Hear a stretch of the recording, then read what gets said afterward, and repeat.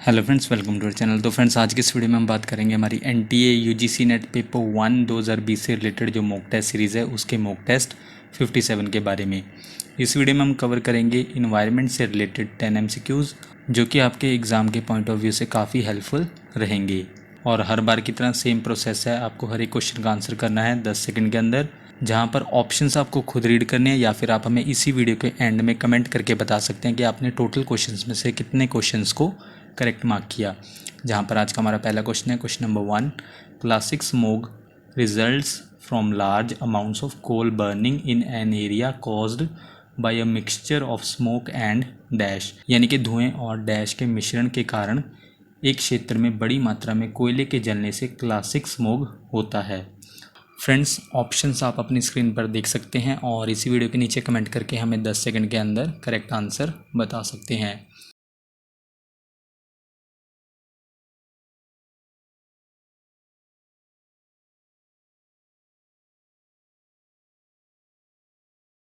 इस क्वेश्चन का correct answer है option D, sulphur dioxide. Smoke और सल्फर डाइऑक्साइड के मिक्सचर के कारण एक क्षेत्र में बड़ी मात्रा में कोयले के जलने से क्लासिक स्मोग होता है। किसके मिक्सचर के कारण? धुएं और सल्फर डाइऑक्साइड। कौन सा स्मोग होता है? Classic smog.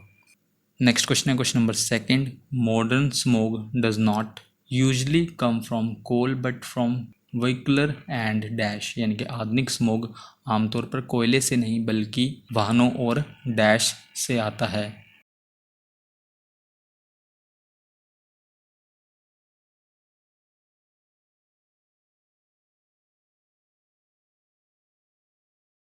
ये आता है ऑप्शन सी, इंडस्ट्रियल एमिशन से, यानी कि औद्योगिक उत्सर्जन से। मॉडर्न स्मोक क्या है? ये कोयले से नहीं बल्कि कहाँ से आता है? वाहनों से और इंडस्ट्रियल एमिशन से। नेक्स्ट क्वेश्चन है question number 3, ground level ozone formed from dash, यानी कि भूस्तरीय ओजोन डैश से बनता है।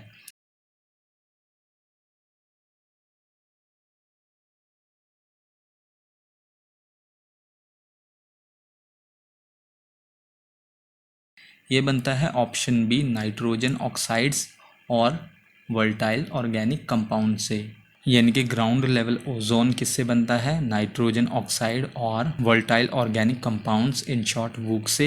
हिंदी में कहें तो वाष्पशील कार्बनिक यौगिकों से बनता है ग्राउंड लेवल ओजोन, यानी कि भूस्तरीय ओजोन। ग्राउंड लेवल ओजोन क्या है? कलरलेस है, यानी कि बेरंग है, और हाईली इरिटेटिंग गैस है, यानी कि इस गैस से चिड़चिड़ापन महसूस होता है। और ये कहाँ पर बनती है? पृथ्वी की सतह के ठीक ऊपर ये गैस बनती है। और इसे सेकेंडरी यानी कि माध्यमिक पॉल्यूटेंट भी कहा जाता है।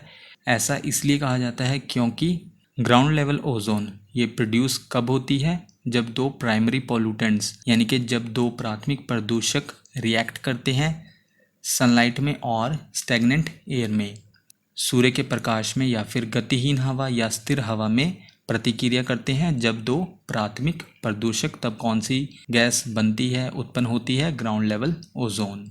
और वो दो प्राइमरी पॉल्यूटेंट्स कौन से हैं? नाइट्रोजन ऑक्साइड और वोलेटाइल ऑर्गेनिक कंपाउंड्स, इन शॉर्ट वूक, जिनसे ग्राउंड लेवल ओजोन बनती है।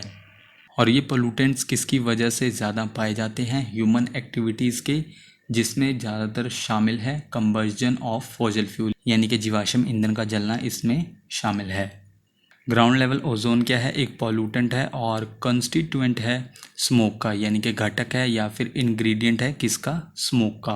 और अगर आप ओजोन गैस को इनहेल कर लेते हैं, यानी कि सांस द्वारा अपने अंदर लेते हैं, तो इससे कई तरह की हेल्थ प्रॉब्लम्स हो सकती हैं, जैसे कि chest pain, coughing, throat irritation और कंजेशन हो सकता है। यानी कि इस गैस से सीने में दर्द, खांसी, गले में जलन और खून का जमाव हो सकता है।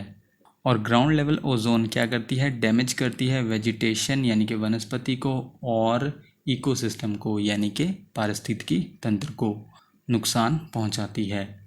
नेक्स्ट पॉइंट में है पेरोक्सिटल नाइट्रेट। ये भी सेम किसका मिक्सचर है? नाइट्रोजन ऑक्साइड का और वोलेटाइल ऑर्गेनिक कंपाउंड्स का, इन शॉर्ट वूक का।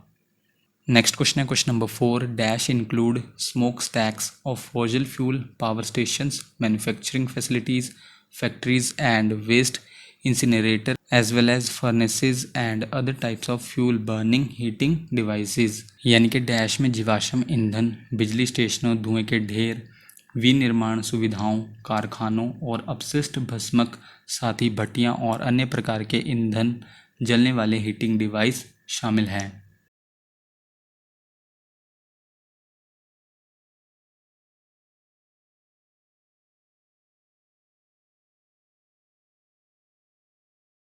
ये शामिल हैं ऑप्शन डी स्टेशनरी सोर्सेज में, यानी कि स्थिर स्रोत में। स्टेशनरी सोर्सेज में क्या क्या शामिल हैं? धुएं के ढेर, फॉसिल फ्यूल पावर स्टेशंस के, मैन्युफैक्चरिंग फैसिलिटीज़ और वेस्ट इंसिनरेटर यानी कि अपशिष्ट भस्मक, और साथ ही साथ भट्टियाँ और अन्य प्रकार के फ्यूल बर्निंग हीटिंग डिवाइसेस इसमें शामिल हैं। ये किसके एग्जांपल्स हैं? स्टेशनरी सोर्सेज के। और नेक्स्ट पॉइंट में बात करें, डेवलपिंग और पुअर कंट्रीज़ में, विकासशील और गरीब देशों में क्या है? ट्रेडिशनल बायोमास बर्निंग यानी कि पारंपरिक बायोमास का जलना मेजर सोर्स है किसका? एयर पॉल्यूटेंट्स का। और इन ट्रेडिशनल बायोमास में क्या इंक्लूड है? वुड यानी कि लकड़ी, क्रॉप वेस्ट और डंग यानी कि फसल अपशिष्ट और गोबर इसमें शामिल है। नेक्स्ट है बायोमास बर्निंग। ये क्या है? कंबस्जन है, यानी कि जलना है किसका? ऑर्गेनिक मैटर का। और उन ऑर्गेनिक मैटर में क्या शामिल है? डेड प्लांट्स और प्लांट वेस्ट जैसे कि पत्ते और झाड़ियाँ और जिन ट्री की ट्रिमिंग्स होती है, और साथ ही साथ एनिमल मैन्योर यानी कि पशु खाद इसमें शामिल हैं। ये सब किसका एग्जाम्पल है? ऑर्गेनिक मैटर का। और इस ऑर्गेनिक मैटर को जलाना क्या कहा जाता है? Biomass burning. बर्निंग यानी कि जलना नेचुरल यानी कि प्राकृतिक और मैन मेड फायर्स यानी कि मानव जनित आग दोनों से हो सकता है। एग्जाम्पल्स क्या हैं बर्निंग के? क्रॉप स्टबल यानी कि फसल के चारे को जलाना, फॉरेस्ट रेजिड्यूज यानी कि जंगल के अवशेष, और वेजिटेशन को यानी कि वनस्पति को जलाना किसके लिए? लैंड को क्लियर करने के लिए। ये सब किसके एग्जाम्पल्स हैं? बर्निंग के। नेक्स्ट है बर्निंग बायोमास। इससे क्या रिलीज होता है? Carbon dioxide. नेक्स्ट पॉइंट में है बायोमास के बर्निंग से क्या होता है? कौन सी गैस रिलीज होती है? वो गैस का नाम है कार्बन डाइऑक्साइड। फॉसिल फ्यूल और बायोमास इन दोनों के जलने से क्या होता है? कौन सी गैस रिलीज होती है? कार्बन डाइऑक्साइड, जो कि ग्रीन हाउस गैस है। नेक्स्ट हम बात करेंगे बायोमास अलग अलग सोर्सेज से आता है, जिनमें शामिल हैं एग्रीकल्चरल रेजिड्यूज़ यानी कि कृषि अवशेष, एनिमल वेस्ट यानी कि पशु अपशिष्ट, फॉरेस्ट्री रेजिड्यूज़ यानी कि वानिकी अवशेष, वुड वेस्ट यानी कि लकड़ी के कचरा, इंडस्ट्रियल वेस्ट यानी कि औद्योगिक अपशिष्ट, और municipal solid waste and sewage यानी कि नगरपालिका ठोस अपशिष्ट और मल। ये किसके सोर्सेज हैं? बायोमास के। नेक्स्ट है बर्निंग बायोमास। इससे एमिट होता है, उत्सर्जित होता है क्या? एक लार्ज अमाउंट ऑफ पॉल्यूटेंट्स का, जैसे कि सॉलिड फ्यूल्स को जलाने से होता है, जिनमें शामिल हैं कोल यानी कि कोयला, और जो ऑर्गेनिक मटेरियल हैं उनको जलाने से क्या उत्सर्जित होता है? वो है particulate matter, in short PM, nitrogen oxides, carbon monoxide, sulphur dioxide, lead, mercury और अदर हैजर्डस एयर पॉल्यूटेंट्स हैं, वो ऑर्गेनिक मटेरियल के जलने से उत्सर्जित होते हैं। और अगर हम कुछ मोबाइल सोर्सेज की बात करें, जिसमें शामिल है मोटर व्हीकल्स, मैरीन वेसल्स और एयरक्राफ्ट, यानी कि मोबाइल स्रोतों में मोटर वाहन, समुद्री जहाज और विमान शामिल है।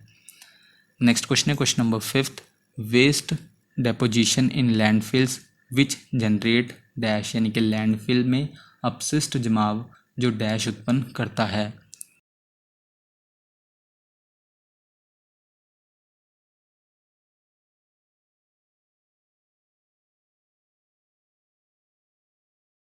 लैंडफिल में अपशिष्ट जमाव क्या उत्पन्न करता है? Option D methane. Landfill site क्या है? इसे tip, dump, rubbish dump, garbage dump और डंपिंग ग्राउंड, और साथ ही साथ आर्कियोलॉजी में यानी कि पुरातत्व में इसे मीडन के नाम से जाना जाता है। ये क्या है? एक साइट है किसके लिए? वेस्ट मटेरियल्स के डिस्पोजल के लिए, यानी कि अपशिष्ट पदार्थों के निपटान के लिए। इन शॉर्ट अगर हम कहें तो लैंडफिल क्या है, जो वेस्ट है या फिर गार्बेज है उसको दफनाना। नेक्स्ट पॉइंट में है वेटलैंड्स क्या है, मेजर नेचुरल सोर्स हैं किसके, जो प्रोड्यूस करते हैं मीथेन। क्वेश्चन नंबर 6 है fertilised farmland may be a major source of dash, यानी कि निषेचित खेत डैश का एक प्रमुख स्रोत हो सकता है।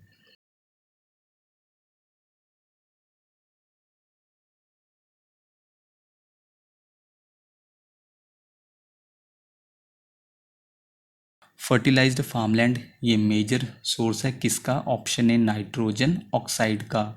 फर्टिलाइज्ड फार्मलैंड क्या है, फर्टिलाइज्ड है उपजाऊ बनाना, और फार्मलैंड है जो लैंड यूज़ होती है खेती के लिए, फार्मिंग के लिए। तो फर्टिलाइज्ड फार्मलैंड का मीनिंग हुआ खेती के लिए उपयोग की जाने वाली भूमि को उपजाऊ बनाना। और इसके अलावा हम बात करें तो नेचुरल सोर्सेज के नाइट्रोजन ऑक्साइड के, तो उसमें शामिल हैं वॉल्केनोज, ओशियंस, बायोलॉजिकल डिके और लाइटनिंग स्ट्राइक्स, यानी कि नाइट्रोजन ऑक्साइड के प्राकृतिक स्रोतों में शामिल हैं ज्वालामुखी, महासागर, जैविक क्षय या सड़न और बिजली के हमले इसमें शामिल हैं, जहाँ से नाइट्रोजन ऑक्साइड प्रोड्यूस होती है, उत्पन्न होती है। नेक्स्ट क्वेश्चन है question number 7 dash are any type of pollutant directly into the environment, यानी कि डैश किसी भी प्रकार के प्रदूषक सीधे पर्यावरण में होते हैं।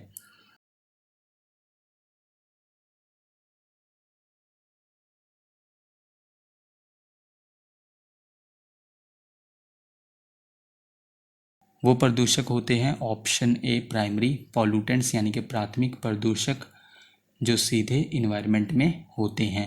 ये उत्सर्जित होते हैं बहुत सारे सोर्सेज से, और उन सोर्सेज में शामिल हैं जैसे कि car, coal fired power plants यानी कि कोयले से चलने वाले बिजली संयंत्र, नेचुरल गैस पावर प्लांट्स, प्राकृतिक गैस बिजली संयंत्र, biomass burning, natural forest fires यानी कि प्राकृतिक जंगल की आग, वॉल्केनोज ज्वालामुखी, और भी कई सोर्सेज हैं किसके, प्राइमरी पॉल्यूटेंट्स के। प्राइमरी पॉल्यूटेंट्स आमतौर पर ज्वालामुखी विस्फोट से जो राख होती है यानी कि ऐश होती है, उन प्रक्रियाओं प्रोसेसेस से उत्पन्न होते हैं, प्रोड्यूस होते हैं। अगर हम कुछ और एग्जांपल्स की बात करें प्राइमरी पॉल्यूटेंट्स के, जैसे कि कार्बन मोनोऑक्साइड गैस, ये उत्सर्जित होती है यानी कि निकलती है मोटर व्हीकल से, और सल्फर डाइऑक्साइड ये कहाँ से निकलती है, कहाँ से रिलीज होती है, फैक्ट्रीज से। ये भी प्राइमरी पॉल्यूटेंट्स के एग्जांपल्स हैं। और प्राइमरी पॉल्यूटेंट्स किस किस के लिए हार्मफुल हैं, ह्यूमंस के लिए, एनिमल्स के लिए और प्लांट्स के लिए। नेक्स्ट पॉइंट में हम कवर करेंगे कुछ टाइप्स प्राइमरी पॉल्यूटेंट्स के, और इनमें शामिल हैं जैसे कि nitrogen oxide, carbon monoxide, volatile organic compounds, sulphur oxide, particulate matter, mercury etcetera. ये सभी क्या हैं, प्राइमरी पॉल्यूटेंट्स के एग्जांपल्स हैं, टाइप्स हैं। नेक्स्ट पॉइंट में आप नोट कर सकते हैं कि कुछ पॉल्यूटेंट्स प्राइमरी और सेकेंडरी पॉल्यूटेंट्स दोनों हो सकते हैं। जैसे कि एग्जांपल के तौर पर नाइट्रोजन ऑक्साइड ये कहाँ से उत्सर्जित होता है, कहाँ से निकलता है, व्हीकल से और पावर प्लांट से। और इसके अलावा ये और केमिकल से यानी कि रसायनों से वातावरण में, एटमॉस्फेयर में बन सकता है। नेक्स्ट है पॉल्यूटेंट्स को क्लासिफाइड किया गया है यानी कि वर्गीकृत किया गया है प्राइमरी और सेकेंडरी में। प्राइमरी पॉल्यूटेंट्स को हम डिस्कस कर चुके हैं, अब हम डिस्कस करेंगे सेकेंडरी पॉल्यूटेंट्स को यानी कि माध्यमिक प्रदूषकों को। सेकेंडरी पॉल्यूटेंट्स क्या होते हैं, ये डायरेक्ट एमिटेड नहीं होते हैं, डायरेक्ट उत्सर्जित नहीं होते हैं, ये हवा में बनते हैं जब ये प्राइमरी पॉल्यूटेंट्स के साथ रिएक्ट करते हैं या फिर इंटरेक्ट करते हैं। ग्राउंड लेवल ओजोन किसका एग्जाम्पल है, सेकेंडरी पॉल्यूटेंट का। नेक्स्ट है कुछ पॉल्यूटेंट्स प्राइमरी और सेकेंडरी दोनों हो सकते हैं। कुछ प्रदूषक ऐसे होते हैं जो इन्वायरमेंट में भी डायरेक्ट उत्सर्जित होते हैं और वो अन्य प्राथमिक प्रदूषकों से भी बनते हैं यानी कि अदर प्राइमरी पॉल्यूटेंट से भी बनते हैं। नेक्स्ट पॉइंट है सेकेंडरी पॉल्यूटेंट्स कैसे बनते हैं। जब प्राइमरी पॉल्यूटेंट्स हवा में इंटरेक्शन करते हैं या फिर रिएक्ट करते हैं मॉलिक्यूल्स के साथ, और वो मॉलिक्यूल्स यानी कि वो अणु कौन से हैं, जैसे कि ऑक्सीजन, वाटर और हाइड्रोकार्बन्स, इनके साथ रिएक्शन करते हैं या फिर इंटरेक्ट करते हैं, तब कौन से पॉल्यूटेंट्स बनते हैं, तब बनते हैं सेकेंडरी पॉल्यूटेंट्स। जैसे अगर हम फोटोकेमिकल स्मोक की बात करते हैं फोटोकेमिकल स्मोक कई तरह के सेकेंडरी पॉल्यूटेंट से बना है, जैसे कि ozone, peroxyacyl nitrates, in short PAN और नाइट्रिक एसिड से। अगर हम कुछ डिफरेंट टाइप्स के सेकेंडरी पॉल्यूटेंट्स के बारे में बात करें तो उनमें शामिल हैं ओजोन, सल्फ्यूरिक एसिड और नाइट्रिक एसिड, जो कि इंग्रेडिएंट हैं, कंपोनेंट है या फिर घटक हैं किसके, एसिड रेन के यानी कि अम्लीय वर्षा के। नेक्स्ट सेकेंडरी पॉल्यूटेंट है पर्टिकुलेट मैटर, उसके बाद नाइट्रोजन ऑक्साइड और पेरोक्सियल नाइट्रेट्स, ये सभी क्या हैं, सेकेंडरी पॉल्यूटेंट्स हैं। नेक्स्ट क्वेश्चन है, क्वेश्चन नंबर 8 में आपको बताना है chronic obstructive pulmonary disease in short COPD is caused by dash, यानी कि पुरानी प्रतिरोधी फेफड़ों संबंधी रोग किससे होता है।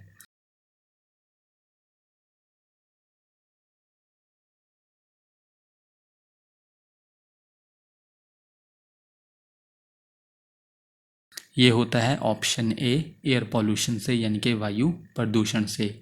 और ये किसके कारण होता है, तंबाकू धूम्रपान से यानी कि टोबैको स्मोकिंग से और एयर पॉल्यूशन से। अगर हम कुछ अदर नेम्स के बारे में बात करें किसके, COPD के, तो इनके अदर नेम्स हैं chronic obstructive lung disease, in short COLD cold, chronic obstructive airway disease in short COAD, chronic bronchitis emphysema, pulmonary emphysema. ये इस डिजीज़ के कुछ और भी नाम हैं। नेक्स्ट पॉइंट में अगर हम 2015 तक की बात करें COPD से यानी कि क्रॉनिक ऑब्स्ट्रक्टिव पल्मोनरी डिजीज़ से कितने लोग प्रभावित हुए, 174.5 मिलियन लोग इस डिजीज़ से प्रभावित हुए, जो कि ग्लोबल पॉपुलेशन का 2.4% है। इन शॉर्ट आप कह सकते हैं 17 करोड़ लोग 2015 तक इस डिज़ीज़ से प्रभावित हुए। और ये डिज़ीज़ 40 साल से ऊपर के लोगों में देखने को मिलती है, मेल्स और फीमेल्स ये डिज़ीज़ दोनों में हो सकती है। और 2015 तक इस डिज़ीज़ से 3.2 मिलियन डेथ हुई और 90% से ज़्यादा डेथ कहाँ पर हुई, डेवलपिंग वर्ल्ड में। नेक्स्ट पॉइंट में हम बात करेंगे कि इस डिज़ीज़ में एयर पॉल्यूशन किस तरह से कंट्रीब्यूट करता है। जैसे कि जो कुकिंग फायर्स होती हैं उनका वेंटिलेटेड नहीं होना यानी कि उनका हवादार नहीं होना, अक्सर ईंधन के लिए कोयले और बायोमास का जलाना, जैसे कि लकड़ी को जलाना और गोबर को जलाना, जिससे क्या होता है, इंडोर एयर पॉल्यूशन होता है। और indoor air pollution one of the most common cause है COPD का, कहाँ पर, डेवलपिंग कंट्रीज़ में यानी कि विकासशील देशों में COPD का सबसे आम कारण है इंडोर एयर पॉल्यूशन। और जैसे कि हमने बात की कि कोयले को जलाना और लकड़ी को जलाना या फिर गोबर को जलाना, इसका 80% यूज़ किया जाता है इंडिया के घरों में। ऐसा इसलिए किया जाता है क्योंकि ये वहाँ पर एनर्जी का मेन सोर्स है, यानी कि ऊर्जा का प्रमुख स्रोत है। नेक्स्ट हम बात करेंगे World Health Organization in short WHO के अकॉर्डिंग, अगर हिंदी में गए तो विश्व स्वास्थ्य संगठन के अनुसार, कि एयर पॉल्यूशन किसके साथ लिंक है, 7 मिलियन प्री मेच्योर डेथ के साथ, यानी कि वायु प्रदूषण 70 लाख समय से पहले होने वाली मौतों के साथ जुड़ा हुआ है। इसके अलावा आउटडोर एयर पॉल्यूशन के बारे में बात करें तो जहाँ पर 40% हार्ट डिजीज़ यानी कि हृदय रोग होते हैं किसकी वजह से, आउटडोर एयर पॉल्यूशन की वजह से। 40% स्ट्रोक होते हैं किसकी वजह से, आउटडोर एयर पॉल्यूशन की वजह से। स्ट्रोक यानी कि ब्लड सप्लाई का रुक जाना जिसकी वजह से ब्रेन का डैमेज हो जाना। 11% क्रॉनिक ऑब्स्ट्रक्टिव पल्मोनरी डिजीज़ होती हैं। 6% होता है लंग कैंसर यानी कि फेफड़ों का कैंसर। और आउटडोर एयर पॉल्यूशन से 3% क्या होता है, बच्चों में सांस लेने की प्रॉब्लम होना, जिसे नमूनिया कहा जा सकता है या फिर फेफड़ों की सूजन इसे आप कह सकते हैं। और इसके सिम्टम्स क्या हैं, shortness of breath, weakness, fever, coughing और फटीग, यानी कि इसके लक्षण क्या हैं, सांस की तकलीफ होना, कमज़ोरी, बुखार, खांसी और थकान इसमें शामिल हैं। नेक्स्ट क्वेश्चन है question number 9, according to the home waterborne diseases are caused by pathogenic microbes that can be directly spread through contaminated water, यानी कि किसके अनुसार जल जनित रोग रोगजनक रोगाणुओं के कारण होते हैं जो सीधे दूषित पानी से फैल सकता है।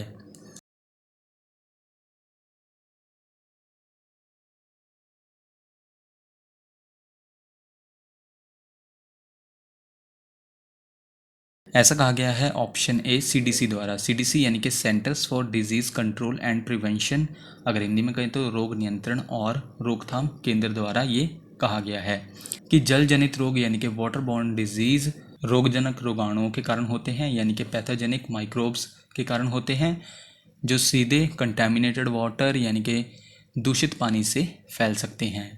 सो वाटर बॉर्न डिजीज़ किसके कारण होती हैं? पैथोजेनिक माइक्रोब्स के कारण। और CDC यानी कि centres for disease control and prevention, ये क्या है? लीडिंग एक अग्रणी नेशनल पब्लिक हेल्थ इंस्टीट्यूट है, यानी कि राष्ट्रीय सार्वजनिक स्वास्थ्य संस्थान है। किसका? यूनाइटेड स्टेट्स का। और ये यूनाइटेड स्टेट्स फेडरल एजेंसी है, यानी कि संयुक्त राज्य की संघीय एजेंसी है, जो किसके अंडर है? Department of health and human services के अंडर है। और इसका हेडक्वार्टर कहाँ पर है? जॉर्जिया की सिटी है एटलांटा, वहाँ पर इसका हेडक्वार्टर है।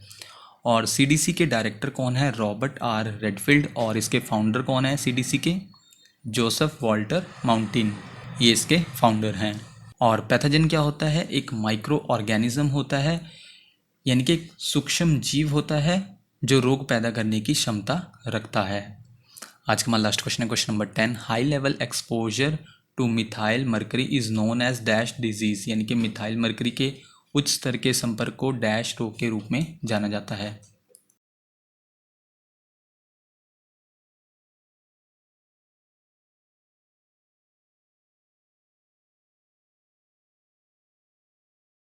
मिथाइल मरकरी के उच्च स्तर के संपर्क को ऑप्शन डी मिनीमाता रोग के रूप में जाना जाता है।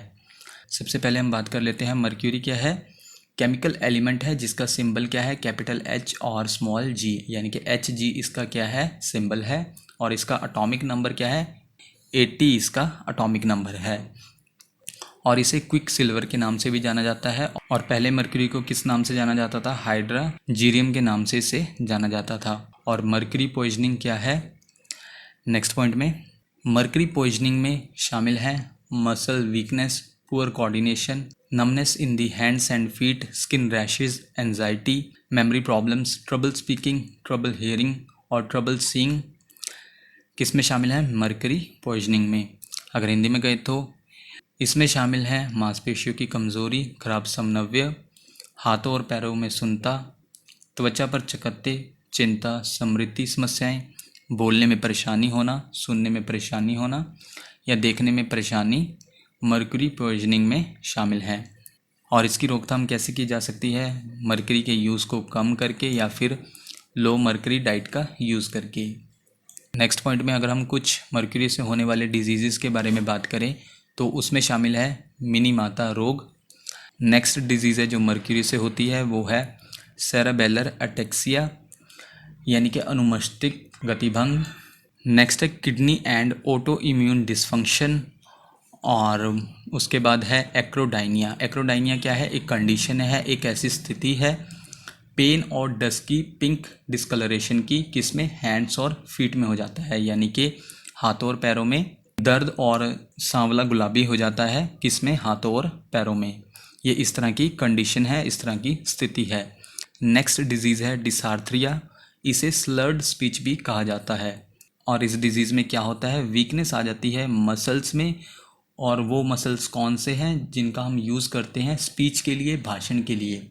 और साथ ही साथ इस तरह की प्रॉब्लम्स फेस करनी पड़ती है, इस तरह की डिफ़िकल्टीज़ फेस करनी पड़ती है, जैसे कि किसी वर्ड को ऊंचा रीड नहीं किया जा सकता है। नेक्स्ट डिजीज़ है जो मर्क्यूरी से होती है अर्थराइटिस, जिसे गठिया भी कहा जाता है हिंदी में। और इसे जॉइंट इन्फ्लेमेशन के नाम से भी जाना जाता है, संयुक्त सूजन के नाम से भी इसे जाना जाता है। अर्थराइटिस क्या है? यानी कि गठिया क्या है? एक या एक से अधिक जोड़ों की सूजन है, यानी कि स्वेलिंग है वन और मोर ऑफ योर जॉइंट्स की। नेक्स्ट है रेस्पायरेटरी फेलियर, यानी कि श्वसन विफलता। रेस्पायरेटरी फेलियर क्या है? एक ऐसी कंडीशन है जहाँ पर आपके ब्लड में इतना ऑक्सीजन नहीं होता है, जबकि कार्बन डाइऑक्साइड ज़्यादा होता है। और लास्ट डिजीज़ है जो मर्क्यूरी से होती है न्यूरोलॉजिकल डैमेज। काफ़ी कॉम्प्लेक्स टॉपिक है, लेकिन इन शॉर्ट आप इसे ब्रेन इंजरी कह सकते हैं, यानी कि दिमाग की चोट आप इसे कह सकते हैं। सो फ्रेंड्स, ये थी हमारी आज की वीडियो। आप हमें इसी वीडियो के नीचे कमेंट करके बता सकते हैं कि आपने 10 क्वेश्चंस में से यानी कि टोटल क्वेश्चंस में से कितने क्वेश्चंस को करेक्ट मार्क किया। नेक्स्ट वीडियो आपको जल्दी चैनल पर मिल जाएगी। So thank you friends for watching this video.